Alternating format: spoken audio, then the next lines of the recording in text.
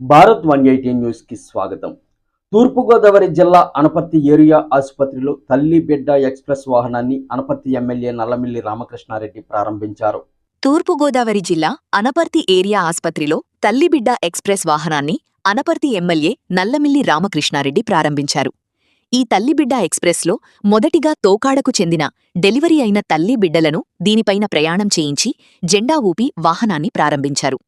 అనంతరం ఎమ్మెల్యే మీడియాతో మాట్లాడుతూ అనపర్తి ఏరియా ఆస్పత్రిలో 102 సర్వీసెస్ని అనగా తల్లిబిడ్డ ఎక్స్ప్రెస్ని ఈరోజు ప్రారంభించామన్నారు.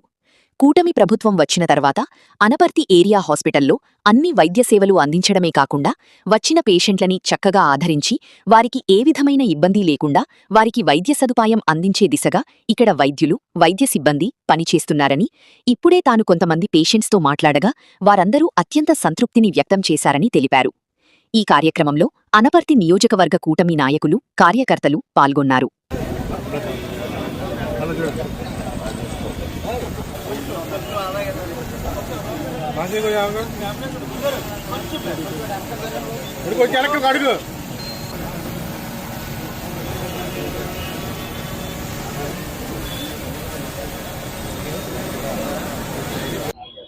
ఈరోజు అనపర్తి ఏరియా హాస్పిటల్కి సంబంధించి 102 సర్వీసెస్ అంటే తల్లిబిడ్డ ఎక్స్ప్రెస్ని ప్రారంభించుకోవడం జరిగింది.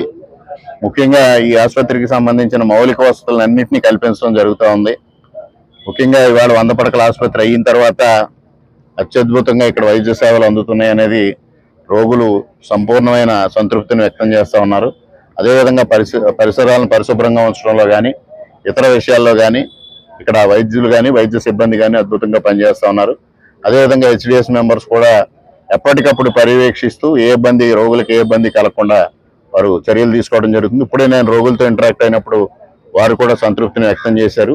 అదనంగా మరొక 15 కోట్ల రూపాయలు ఇక్కడ అవసరం ఉంది, దాన్ని తప్పనిసరిగా వెంటనే మంజూరు చేయించే దిశగా నేను కృషి చేస్తానని, అదేవిధంగా ఇక్కడ నాణ్యమైన అదేవిధంగా పౌర సేవలు అందే విధంగా చర్యలు తీసుకోవడంలో కూటమి ప్రభుత్వం ఎల్లప్పుడూ ముందుంటుంది.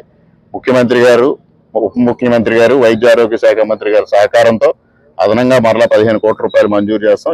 100 పడకల ఆసుపత్రికి సంబంధించి ఏదైతే నిర్మాణం జరుగుతూ ఉందో అది ఆగస్టు చివరికి వాళ్ళు హ్యాండ్ ఓవర్ చేస్తా అన్నారు. సెప్టెంబర్ మాసంలో దాన్ని ప్రారంభించడం కూడా జరుగుతుంది.